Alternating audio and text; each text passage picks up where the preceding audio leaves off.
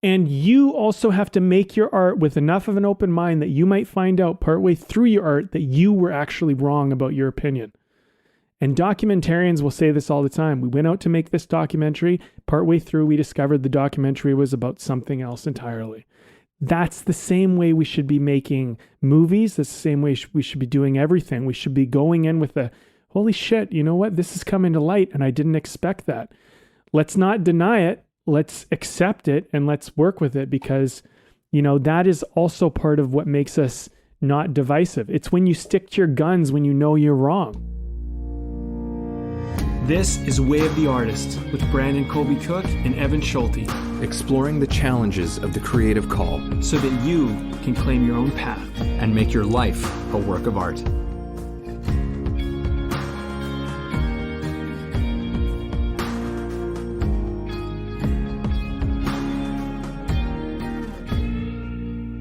Podcast time, everybody.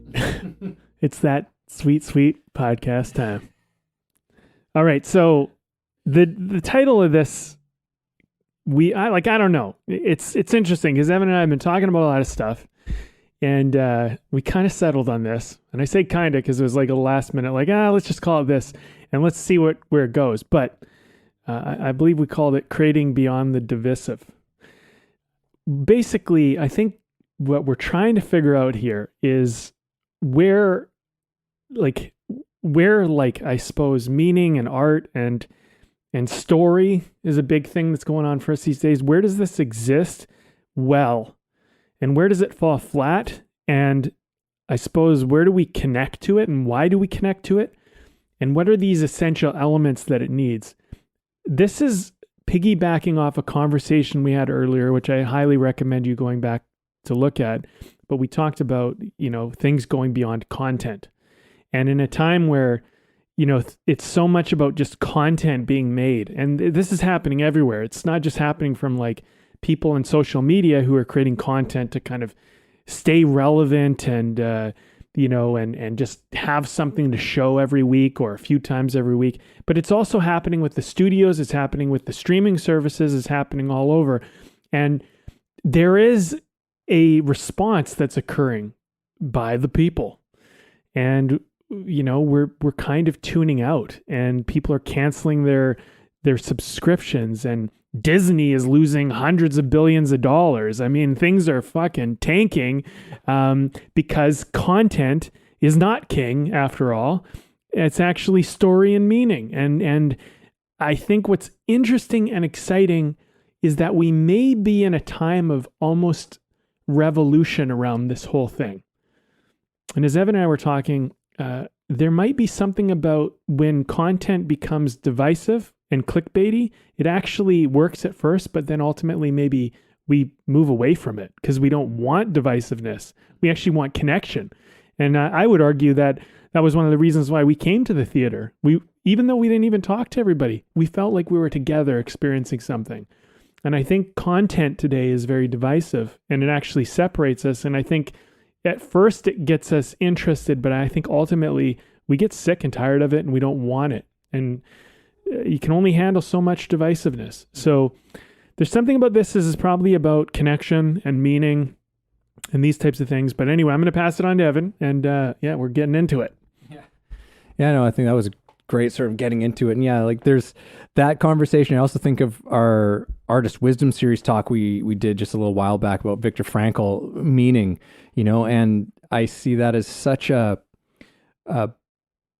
in many ways, the crux of a lot of these problems that we're seeing within, you know, particularly Western culture right now, and these sort of battles that are waging, you know, between, you know, sort of wokeism and whatever you want to call the other side. And there's divisiveness in both, and tribalism that happens in both. With, you know, you open up YouTube for most people, and you'll see just, you know, there's no shortage of people who are just looking at stuff on the internet, or, you know, or what are the movies coming out, the shows coming out, and people just criticizing shit, or just, you know, hitting the same sort of talking points. And I think that we're probably all guilty of this. And many of us have probably found ourselves on some side of a lot of these arguments that are going on.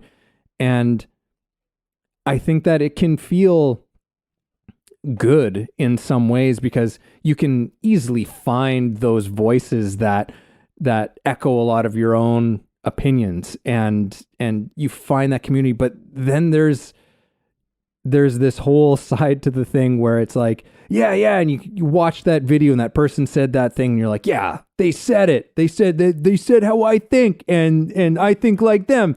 And it feels good for a moment, but then, I mean, I've noticed, like, not only with myself, but with, my friends and family who find themselves getting caught up every now and then in indulging and consuming a lot of that kind of material, is that you're actually left in this state of agitation, and you're in this fight or flight state. I think a lot of us are just kind of existing in that space right now.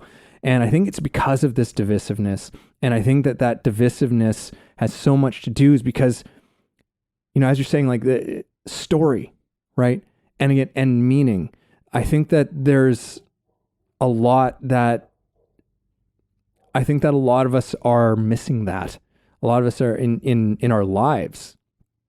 And so much of the way in which we are telling our quote unquote stories in the places that are supposed to actually help us to make sense of things, to develop a sense of trust in ourselves and the world, to develop a sense of finding common ground and connection with each other. We've lost that. We've lost that tradition, a lot of that tradition in our storytelling. And instead the storytelling is becoming part of these divisive culture wars and individualism and stuff like that. So yeah, I think that there's, I mean, this is a big subject, and I know we don't have a lot of time on this conversation today, but it's a big, fat, juicy one, and let's see where we end up with it. Yeah, well, I would say, let's try and reel it in and just bring it back to the creative side and the art, and we'll leave the social politics out. Yeah. And, I'll just say this, though, before we do that, just from my own perspective, because I do feel like our personal lives, they come so much into our art, and there's a certain point where it's, where does one separate from the other? So I think that we all need to kind of navigate that in our own way. Something that I'm working on in my own life is removing myself from judgment, and to kind of like, I suppose, just like say, okay, well, I'm not responsible for that. Like, it's not on me. You know what I mean? And like, like, might I dare to say it's on God? You know what I mean? Like, I'm going to leave that to the universe. I'm going to leave that to God. I'm going to leave that to some higher power or something out there. Like, I'm just a guy doing my life from this perspective, and I don't know what's right, and I don't know what's wrong. And, and I don't know who's manipulating me, and who's got power, and who's exploiting, and who's lying, and who's telling the truth. And it's so fucking hard to tell these days. And so I think that if we all kind of took a little bit of a step back from our judgment, I think that would be good. And the other thing too is, another thing I'm trying to do is just take a step back from my opinions, and kind of, when people have a different opinion, is to give them grace and a certain amount of room to breathe. It's like, okay, like, you see it that way, I see it this way, and I don't need you to see it my way for me to be okay. This is how I see it, and I'll give you my best points, and you give me your best points. And you know what? I'm not saying you're going to convince me in this moment of the way you see it. Please don't try. But I will walk away, and I will probably think about it, and I will consider it, and I will factor it in. And maybe you'll make the difference if you truly do have, let's say, the way, and I don't. Maybe you will contribute to me finding the way, if but we have to, I think, also with opinions, and this I think relates to art in a big way, and I'm going to parlay into this in a second, but when we have an opinion, we have to be very careful about assuming we're right. Because as artists, we have a tendency, we're going to put our opinions into our work. It's going to happen, whether you mean to or don't mean to. It's just going to kind of probably bleed into it. So I think we need to come at life with a little more humility and say like, yeah, I'm putting this opinion out, but like I could be totally wrong. And now here I am making a piece of art that actually exemplifies and bolsters this opinion. And, I could be making a massive fool of myself. And, I think anybody who made something and they boldly put their opinion in, they probably thought they were right. And there's something about art, as I've gotten a little bit better as a storyteller, because I'm always working on it. Old opinions that I have or have had find their way into the mouths of some of my characters, into the actions of some of my characters. And knowing I was wrong and then watching those characters kind of do the dance that I was doing. And it can be fun to play with. And that's where awareness and perspective come in. And there's things where it's like, well, you were kind of right, but you were kind of wrong. Like you had some of it right, but you were off a little bit. And I think that we're talking about divisiveness here. And where it actually is a downfall, I think, to our creativity and our art. I think what will help us not be divisive is to leave breathing room for where we may be wrong with our opinions and judgments, and to not assume that we know, but you can sit in that position and be like, yeah, this is where I sit. This is what makes sense to me. But at the same time, you know what? I could be wrong. I'm open enough to see it. By the way, one last final thought. A mark of intelligence is a person that is open-minded enough to admit that they could be wrong. It's actually a sign of ignorance, and you're just dumb, right? You're dumb if you lock into an opinion and you assert you're right and you assert you have the way. But even if you do, it's dumb to assert you do because you don't know that you do for sure.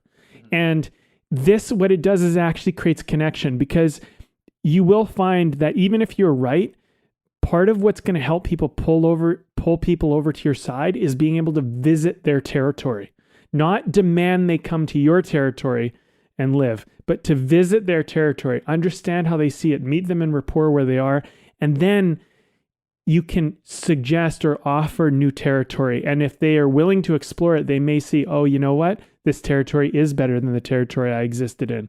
But you actually have to be the one that steps outside of your comfort zone, not expecting everyone to come into your comfort zone and say, just do it my way. I have the way. It's like, no, it's not going to work. And we all know this because most of us will not go into another's zone that's out of our territory.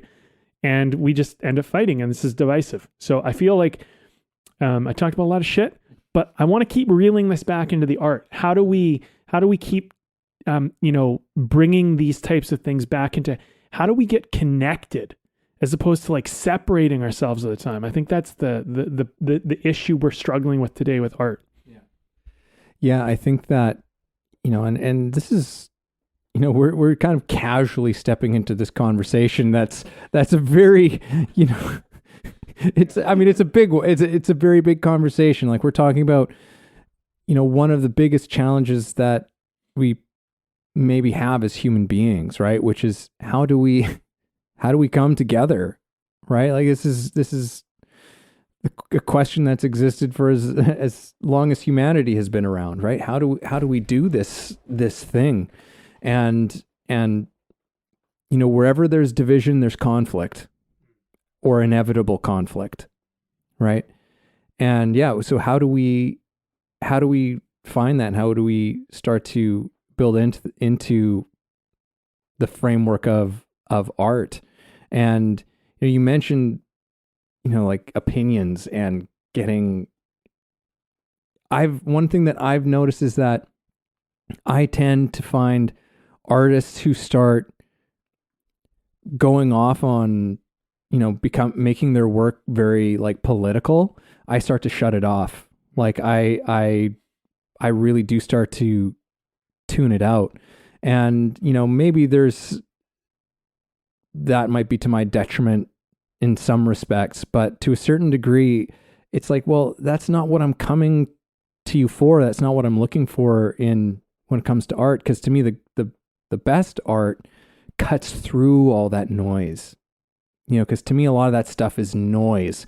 It's all just noise that is superficial to the bigger questions and the bigger problems. Because like so many of the times, like that whole sort of, needing to have the way and have the right answer and stuff like that, it creates problems in that you have to, and we definitely see a fair share of this in the world, is people just have to keep doubling down on their point of view because you've committed yourself so far and you've wrapped so much of your identity up in this thing that it becomes harder and harder and harder to see it from another point of view, to take on another perspective, to change your mind about something.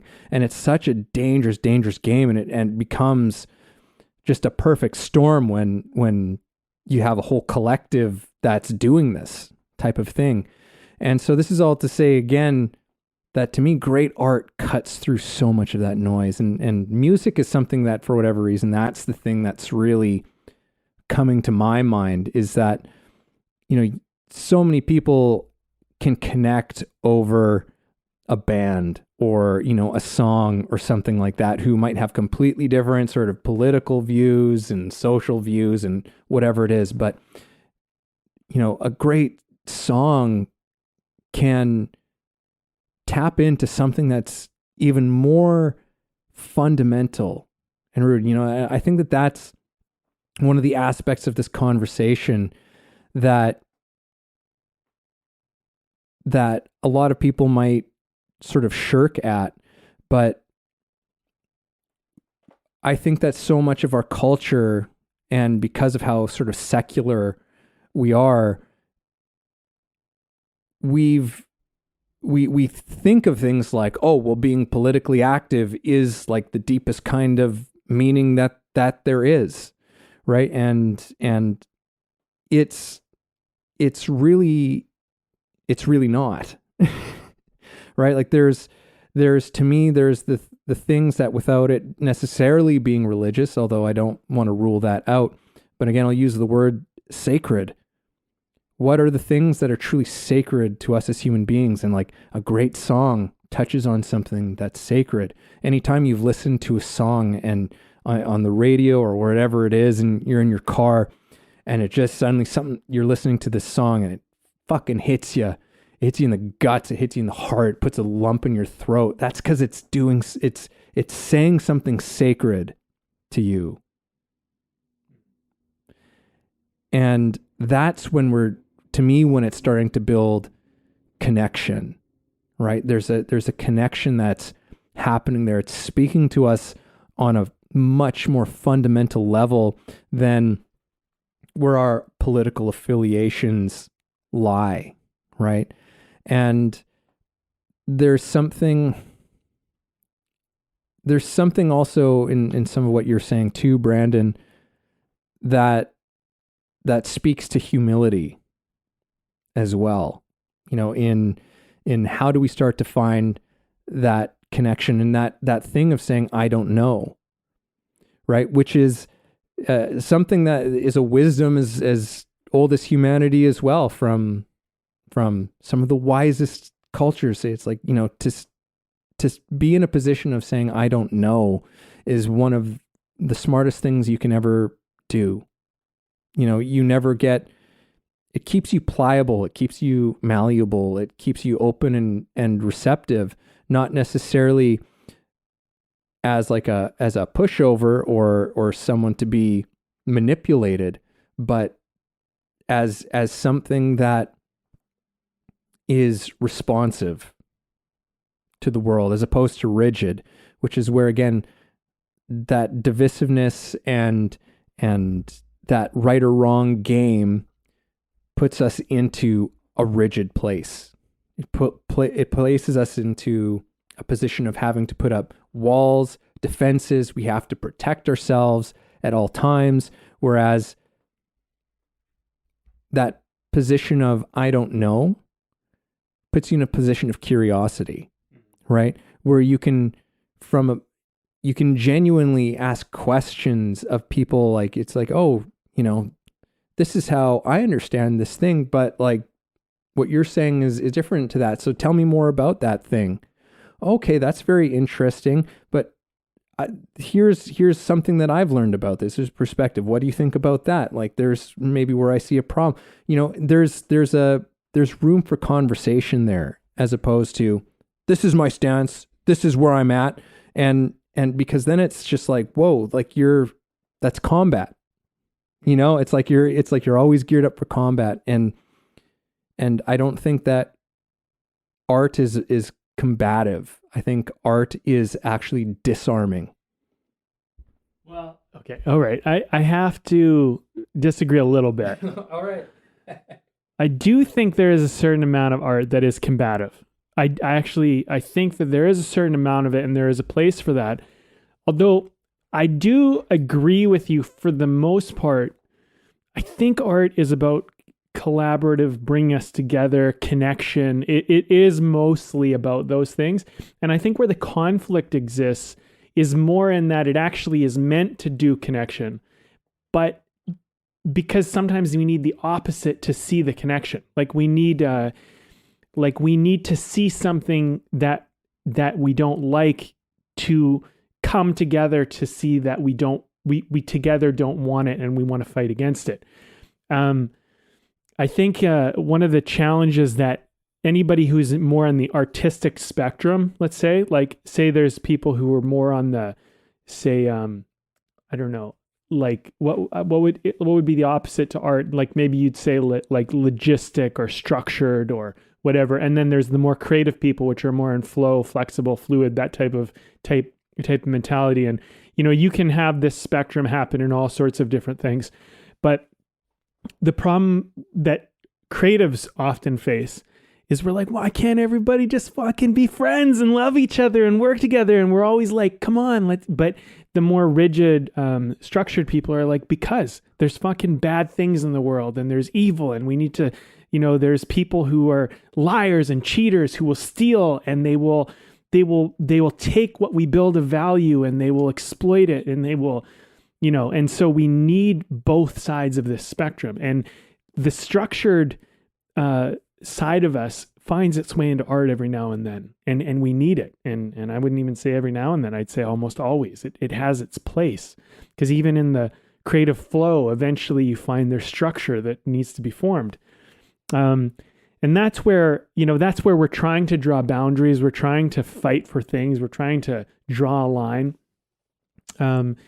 And I do think that there is, to play devil's advocate, in this kind of adventure we're on here, is that I do think there's a time and a place to say to someone, like, I think you're full of shit, and I think you're lying, and I don't believe you, and I think you're up to something, and your intentions don't seem pure, and that type of thing, and that is conflict. That is tough. That is a little bit, it's not always easy. But I do think there's a time and a place for that, because I do think there are exploitive people. I think there are liars and cheaters and deceivers and manipulators. And I think that's all part of our world.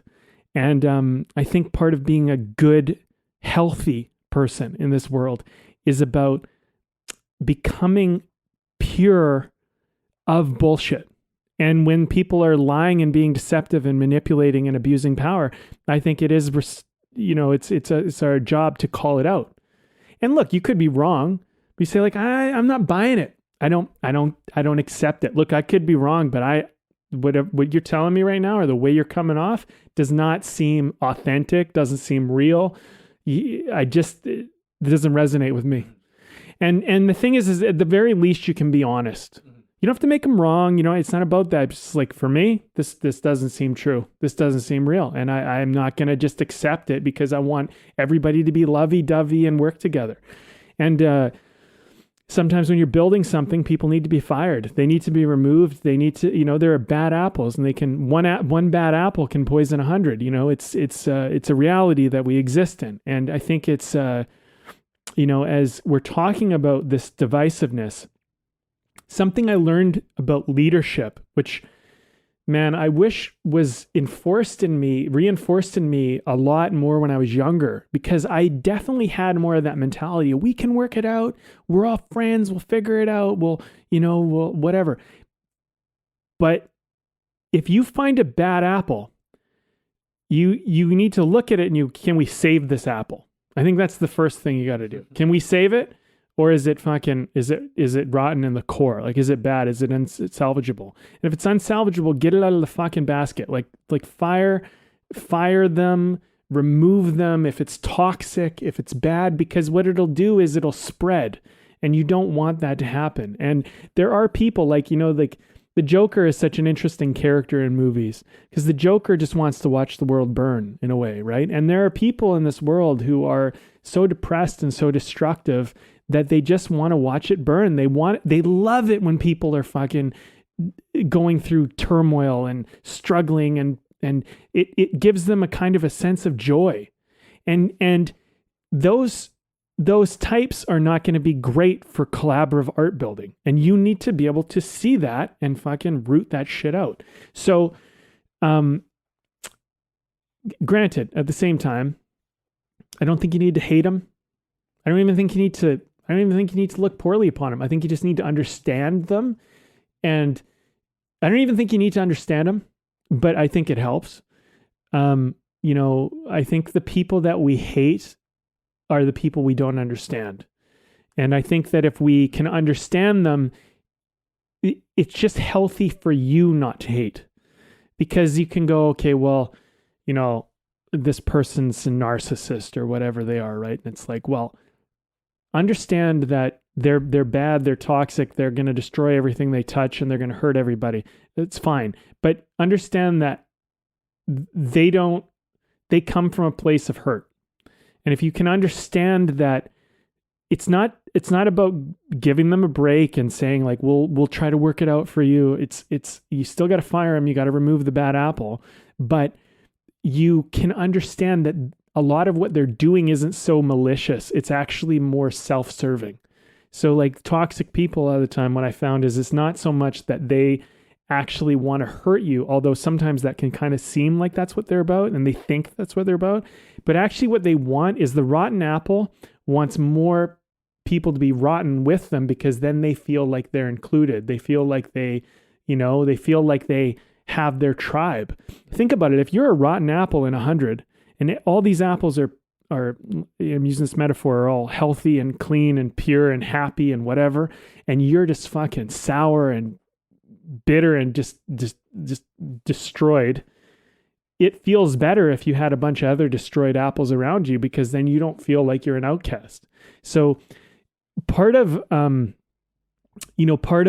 culture and everything, and I know we're getting into something like off topic, but there is something about us identifying what's bad in us, and in not just inside of us as people, but inside of us as culture, and to go, hey, you know what? Let's move away from that. And it tends to be that if you get exiled, you either have to survive on your own or you have to figure out how to come back to the tribe. And so in some ways, the best thing you can do is to exile what's bad and then make it come back honest and good. And if it doesn't want to come back, you have to let it go. And I do think there's a certain amount of art, which is that it is combative in the sense that we do have to, through art, root out some of our ugliness and some of our bad. And that feels combative. But if we look at it like kind of like we're all in it together, then I think we don't have to be so like hateful, and, it doesn't have to be as divisive, where it's like some of us indulge in it too much, And I don't know. I mean, I do think there's a certain amount just in creativity, which is the light is working against the dark, and this is just at play. Mm-hmm. Yeah, there's a lot there in what you said. I'll start off by bringing up a quote that's always stuck with me. I believe it was Gary Zukav from his book, The Seat of the Soul. And he said, if you enter into the darkness without compassion, you will become the darkness. And yeah, sometimes there are people who are very troubled And that has to be recognized, and there's also a degree to which we can only assume so much responsibility for another person's life, right? But how we approach it, if we don't approach that from a place of empathy and compassion, we're going to create a whole other set of problems with that. And there's a personal price that we pay. Something that I learned a few years ago, or sort of an insight I arrived to myself, is that my dignity and integrity as a human being cannot come at the expense of another's. It's not possible. It's not possible, because if I'm putting someone else's integrity and dignity as a human being at expense, then I've just put my own at expense, because I've been inhumane in how I've just treated that person. So it's just sort of this equation that just seems to me as like, oh yeah, this is just sort of part of how existence functions to a certain extent. It's like, it's just, that can't happen. And so there's always this element to which, yes, we can even approach even the darkest of situations with that empathy and that compassion. And in fact, it is 100% absolutely necessary, not just for others, but for ourselves. And that's not necessarily an easy thing to learn, right? And I think it comes down, to this, this thing of divisiveness is also a recognition of, it's that recognition of that, like, well, we are not just individual islands unto ourselves floating around here. Like, there is a real deep, intimate relationship that we have with everyone, and how we're shaped by every single person that we meet. And there's a fascinating, years ago, I remember learning about Ho'oponopono, which is, I think I probably talked about this way back in the day, but it's this practice among the indigenous peoples of Hawaii, which is this recognition of people who are that sort of, I guess, problematic in society, who do create issues. And Ho'oponopono is this, I'm struggling to remember the order of how it goes, but it essentially, those words mean thank you, I'm sorry, I love you, please forgive me, I love you, or something like that. And it's this attitude that people are acting this way because they've actually taken on all of our own bullshit that we haven't resolved within ourselves. And whether you agree with that or not, there's something so beautiful about that. And there's something that's, again, it goes beyond a divisiveness. It's not saying that you are some isolated thing that we just have to deal with. It's like, oh, it's like, you are a part of me. You are a reflection of me. And because of that, I can't just cast you out without care. You know what I mean? And so they have this practice of Ho'oponopono, which is supposed to be to help people heal, to help people who are creating those kinds of disturbances, and whether that's, violence or whatever it is. And I'm kind of talking about a lot of different things here, but as you were talking, for some reason, one thing that popped into my head as a personal example of art cutting through an opinion that I had about something, which is, at one point in my life, I thought, that the death penalty was something that, like, yeah, you know what? I think that for like certain people, yeah, like, a person kills someone, if it's determined, then Like at one point I kind of agreed with the death penalty, and then I saw the movie Dead Man Walking with Susan Sarandon and Sean Penn, and the execution scene at the end of that movie, which is, lethal injection, which is kind of, for the most part, how that's done in civilized society. But watching that, like the way that they captured that scene, sorry to spoil it for people, but it fucking changed me. There was just something that I was like, no, I am not fucking okay with this. I am not okay with this. And because it showed me something about how we treat the worst of us says so much about who we are. And just, connecting me. And yes, I know it's just a story, but and I don't know if it was based on a true story or not. It might have been based on a true story, but regardless, it was one of those things that removed that division. Hey, here was this bad guy. He did this terrible thing, and a court of people determined that this was what his fate should be, right? We need to cut this thing out. They need to be removed, in the most permanent way that we can do it. And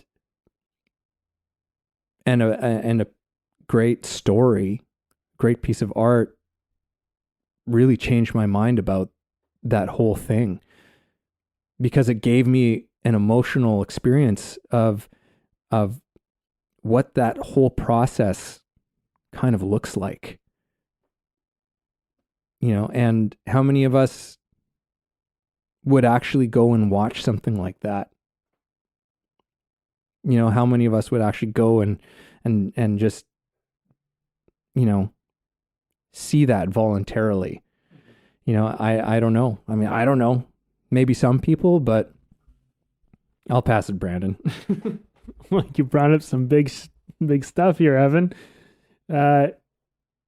Yeah, well, I mean, that's an interesting example you use, because, that's a demonstration of how art can change the way you see the world and the way you see things. And, and that's the thing about art. We can go back and forth, because you can find plenty of reasons why the death penalty should exist, and you can have a moving experience as to why that should happen. And you can have a moving experience as to why it shouldn't, and who's right, who's wrong. I don't know. I mean, to play devil's advocate again, just to throw it in the mix, you get cancer. Do you want to keep it around because it was a part of you? Do you hang on to it in a jar and look at it and go that was once me, you know what I mean? There's a certain, it's quite the same thing. I'm just saying, there's a certain amount of, okay, you're struggling to pay your bills. You can barely pay your rent. You can barely put food on the table for your family. And now you got to feed somebody that murdered one of your parents. Are you going to do it? Are you going to pay for their food and their shelter? Are you going to do that? Is that something you want to do? And these are real questions we have to ask ourselves as a society and a culture. And, and then you look at it and you go, well, there's starving kids. Would I rather, let's say we can only put that money so many places. Should we give it to the person that brutally murdered and raped somebody, or should we give it to the innocent kid that just got born into a not so great place? Now, I'm not saying this is how funds and everything get spent, and there's total corruption and shit in politics, all that kind of stuff. But at the end of the day, there are reasons why we do things. So whether you're for the death penalty or against the death penalty, I mean, I'm not, whatever, it doesn't matter what side of the issue. It's just people look at different things of the issue. And some people go and they feel the humanity and they think about the person being saved. And then some people think about the horrible shit and then the fact that they're paying for that person to exist. And there's good points on all sides. And the thing is that we try to navigate this and figure out where do we stand and where do we want to sit and what's the right place to be. And, I think there are people who believe certain things can be saved and corrected. And there are certain people that believe those same certain things cannot be saved and corrected. And we're, and both think they're right. And we're living in this world where we fight over this shit and it's divisive. And, I think we try to navigate that, and it's difficult because at the end of the day, we have to like draw a line and we have to make a decision, and we have to go, well, we exist here or we exist there. And if the people who get what they want exist where they want, they're happy. And if they don't exist where they want, they're not happy. And so a lot of the divisiveness we experience is because the people who are upset are the ones who don't think they're getting their share. They don't think they're getting it their way. And the ones who are happy are like, well, we're getting it our way, just come our way. And it's like, well, I don't think your way is right. And so we're in this struggle. I think the thing is that as artists, part of our job is to make a persuasive case as to why we might look at things that we have no capacity to look at otherwise. Dead Man Walking, for example, a guy who's on death row who obviously faces the death penalty. I don't know. I mean, I'm not on death row. I don't know what that's like. I don't know what it's like to face my final days. I don't know what it's like to have a countdown. I don't know what any of that's like. I've had guilt and shame. I don't know what the level of guilt and shame might be had you done something that horrible and all of this. But then through a movie, I might get to experience it and look at it in a way that flexes my ability and scope and perspective. When I started this podcast, I mentioned, is like not to be so arrogant about my opinions as though I know I'm right. I have a stance. I think you can have a stance, and it's just, this is what makes sense to me. But at the same time, you can be like, I'm open. I'm open to being moved or changed. But the way I currently see it is this way. I know that you might see it differently than how I see it. I don't see it your way, but I'm not also going to say you're wrong. Somehow you see it that way and I see it this way. I'd like you to see how I see it, and you'd probably like how I'd see it the way you see it. And if we looked at art as a way like, how do we close this gap? As opposed to like, I'm right, you're wrong, let me prove it to you through a film. It's like, that's a bunch of bullshit. That's divisive nonsense that, the people who agree with you are going to go, yeah, great film, I love it. It said exactly what I think.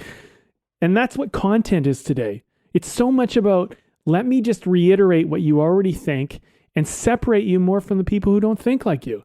And after a while, you get so divisive and so diverted and so into your subgroup that you really only have a few people you can connect with anymore. And the whole rest of humanity seems fucking crazy and out to left field. And so you're just like, okay, I just feel alone in the world. And I think ultimately this is what's happened, Evan. I think we have come to a point where we all feel so fucking alone that we're fucking done.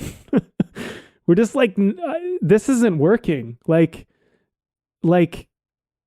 just to walk around and just be totally individualized and totally excluded, and everybody seems crazy and everybody just seems wrong, and you're the one that has, like, that might be good for a minute and then it sucks.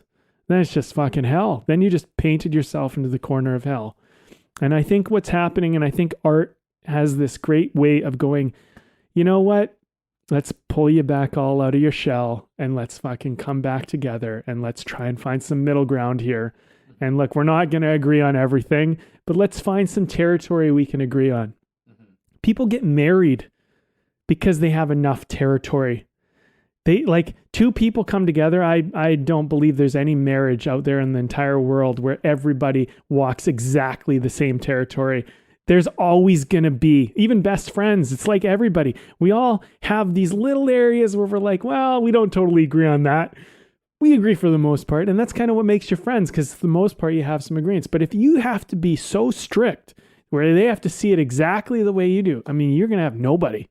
You're going to be alone entirely. And I think that ultimately, you know, that saying no man is an island is true. I think it's hell. I think once you make yourself an island, you become totally depressed. And I think mental illness begins to take over in a whole new form.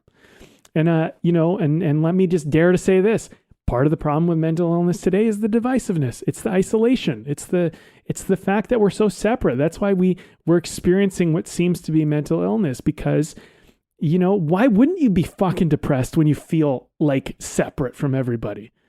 And I think what we need to do is we need to come into life with an open mind, but I think we need to come into art with an open mind and say, well, give me your best. Let's see your version of this.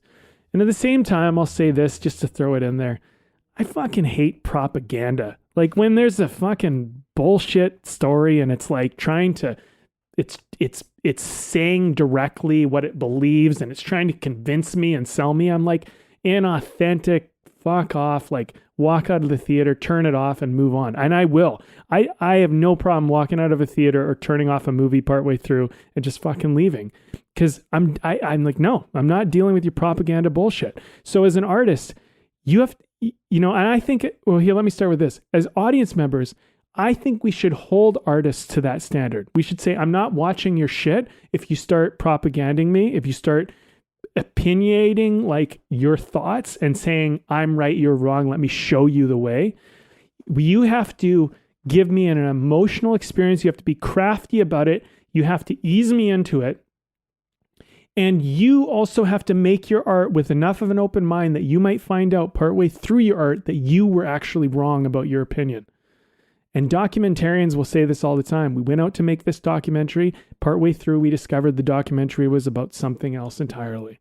That's the same way we should be making movies. That's the same way we should be doing everything. We should be going in with a, holy shit, you know what? This is coming to light and I didn't expect that. Let's not deny it. Let's accept it and let's work with it because, that is also part of what makes us not divisive. It's when you stick to your guns when you know you're wrong. I mean, what's more divisive than that? That's great stuff, Brando. Yeah. Let's wrap this one up. All right. Well, I guess you were on the beer today and, pass it over. All right. Okay. Evan's calling it. So we talked a lot before we got to this podcast, so we do have to wrap it up. This is from Nelson Brewing Company, Nelson Brewing Co. This is called their Loki Lager, little 4.7 alcohol percentage. Yeah, cool little can. I don't know what to say, man. It's a good lager. I'm happy with it, and I wasn't sure when I had it. I'm like, have we had this? I don't know, but it's nice, It's a good lager. I find that lagers are usually pretty basic and pretty simple, and in some ways, that's what I appreciate about them. And this is not a boring lager, though. I would say it's basic, it's simple, it's nice and refreshing, but it's not boring. It actually, I'm finding it like pretty tasty. It doesn't feel like a wimpy, watered down beer. Put it that way. So anyway, what do you think? Yeah, no, I agree with what you said. That it's not a boring lager. I think that's the best way to encapsulate it. It's funny because you said it's like that. You called it the low key lager. I thought I had something kind of weirder about it because I was thinking like low key, but it's like low key, like like the. Well, I mean, he was not just he was he's a mythological character of from the Vikings before he was just a character in the Marvel movies. But yes, Loki, and it's great. It's great. I like it. All right, some closing statements on this one. I mean, I feel like we could have definitely gone longer. It's too bad I've got to run out, but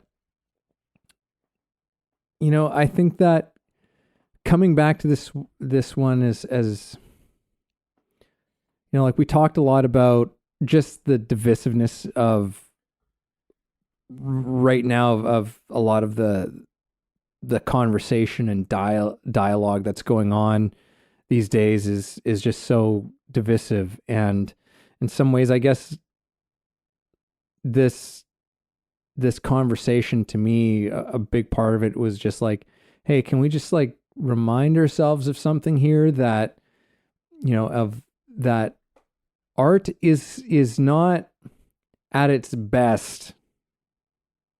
And to some extent, I could say, I don't even know if you can call it art at that point, but it's certainly not at its best when it's participating in the divisiveness that's going on. You know, again, it's to me, art is the thing that cuts through all of the noise. It's the thing that cuts through all of that shit and finds a place, creates a space where we come together and we say like, oh shit, okay. And we can find some kind of understanding. And I don't remember who said it, but you know, that quote that's like, academics say something simple in a complicated way, and an artist takes something complex and says it simply, right? It finds some way to just like, hey, hang on a second, let's just find some perspective. Let's stop being too fucking smart and clever for our own goods, and let's get to the raw fucking truth of this thing so that we can actually agree on something. Can we just fucking agree on this place, right? And that means that's a very difficult job for the artist, because it means you have to somehow escape that noise yourself, right? Noise that we very often can become a part of. It's like, and how can you pull that thing back and just find like, what is the thing underneath this arguing that connects both of these divisive voices? Where is the meeting point where that we can build something from, or at the very least that we can remind each other that person over there isn't just some sort of faceless robot enemy fucking, you know, like some other, but this is a person. This is a human being that's over there. You know, and however they came to the place that they came to, they're a human being that's just like you, just as fallible and as scared and confused, and who has people that they love and things that they want to do and dreams. Like there's these things that connect us and unite us, and as artists, it's our job to stay connected to those things and to help the rest of us stay connected to those things. This has been a big talk, man. Well, I don't know. What do you even say? I mean, I'll just start with this. I definitely have my opinions, and as I'm maturing, which I think I always am, I try to keep those things in check and to consider that, okay, this is how I see it. This makes sense to me. This is, it's not, some of these opinions are not easily going to be changed, but I'm open and I want to remain flexible to improving and to opening my mind and to seeing it differently than I see it. But you got to make a good case. And I think this is part of my standards as, you know, as an artist, but as a teacher and a mentor and a coach. I mean, I help people write this shit, but I'm like, look, if you want to tell me a story and you want to present an idea, just make a good fucking case for it. Don't fucking like overtly tell me this is how it is. Like that's not going to work. That's not a good case.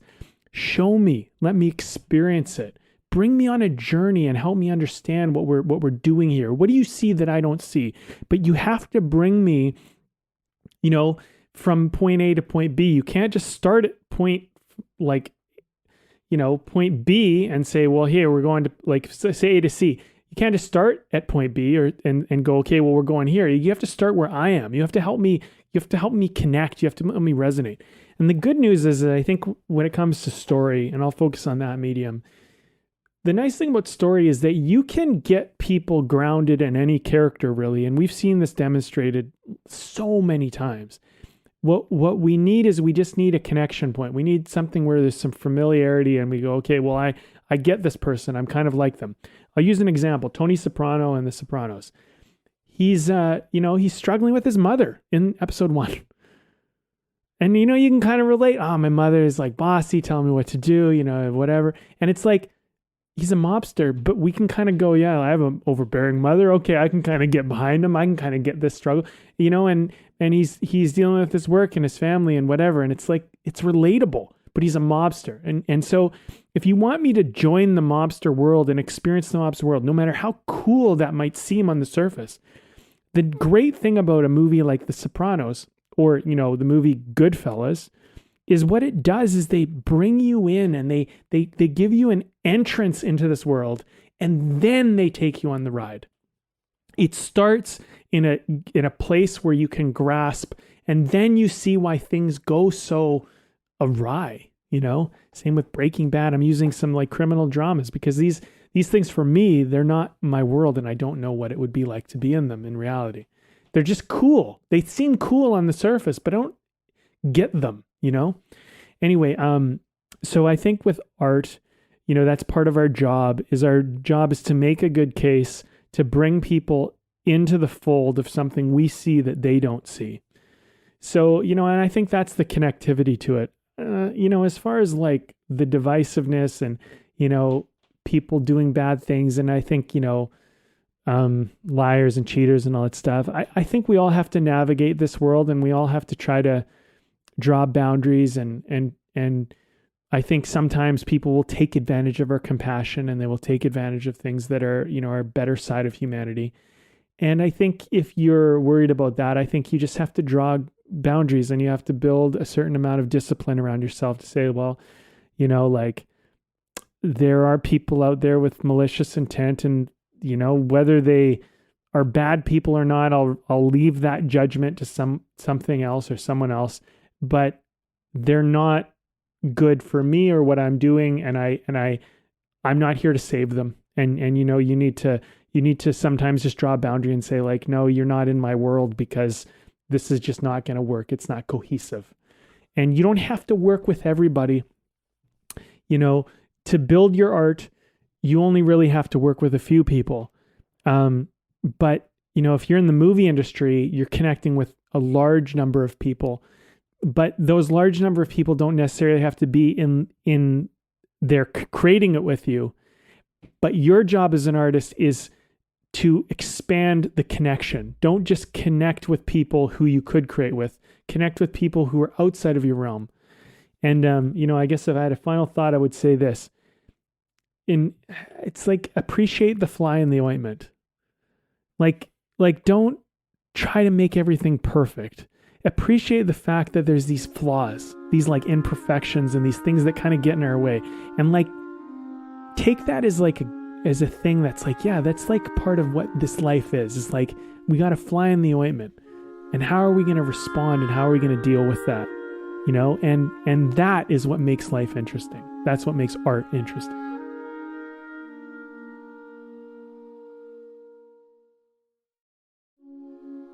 Thank you for listening in on our conversation today. We hope you found something helpful that you can carry forward with you. Head over to our website, wayoftheartist.com, for more free exclusive material and learn about the show. If you haven't already, please support us by subscribing to the show, sharing it with people you know, and keeping compassionate, creative conversation going.